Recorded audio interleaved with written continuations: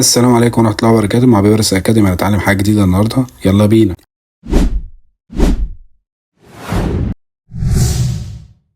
عندنا جدول زي ده فيه تاريخ وفيه الاماونت وفيه الارقام، واحنا محتاجين نجمع الارقام دي accumulated تبقى بالمنظر ده. مثلا لو ده كده عندنا 1000، ويبقى ده 1700، يبقى ده 2300، يبقى ده 3000 وهكذا. بس عايزين نعمل الخطوات دي على الكويري، ركز معايا.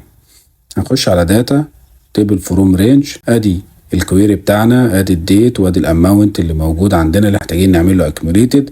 اول حاجه اول خطوه عندنا هنعملها ان احنا هنضيف هنا الاندكس، ودي خطوه عشان نرتب ايه الخلايا اللي موجوده عندنا. فهنبقى طبعا احنا اندكس عندنا ممكن نبتدي من 0 1 2 3، بس دي مش هتنفع معانا النهارده. فاحنا هنبتدي باندكس اللي فروم 1 لحد 20 لل20 صف اللي موجودين عندنا، ودي الخطوه الاولى عندنا. الخطوه الثانيه هنعمل كاستمر كولوم، وهنكتب هنا اخر خطوه عندنا اللي هي ادد اندكس، بس عشان في مسافه ما بينهم طبعا هنعمل هاشتاج ونكتب ادد اندكس زي ما هي مكتوبه بالظبط، نتاكد ان هي بنفس الحروف بس كده، واعمل اوكي. مجرد ما اعمل كده هلاقي عمل عندي تيبل. لو انا وقفت على اي تيبل من اللي موجودين وشوفنا الروات اللي موجوده فيه، هلاقي واخد الجدول كله وعامله في كل رو.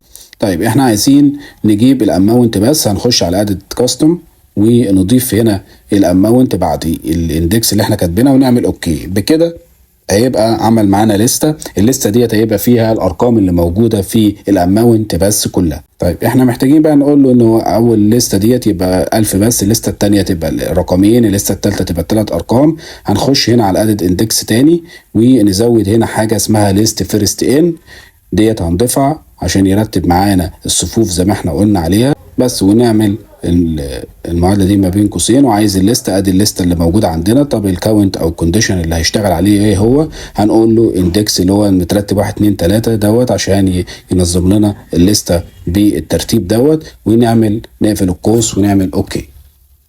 مجرد ما عملنا كده هنلاقي وقفنا على كل ليسته، هتلاقي اول واحده 1000 بس، الليسته الثانيه هنلاقي 1700، الثالثه هنلاقي الثلاث ارقام موجودين. كده بقى معانا خطوه واحده بس، وهي هنضيف ليست سام قبل المعادله اللي احنا كاتبينها. نخش على عدد كاستم تاني ونكتب هنا ليست سام ونفتح القوس ونحط كل المعادله اللي احنا كاتبينها ونقفل القوس. وبعد كده نغير اسم العمود نخليه accumulated ونعمل اوكي. وبكده يكون جبنا النتيجه اللي احنا محتاجينها، اللي هو الاجمالي التراكمي للارقام بتاعتنا.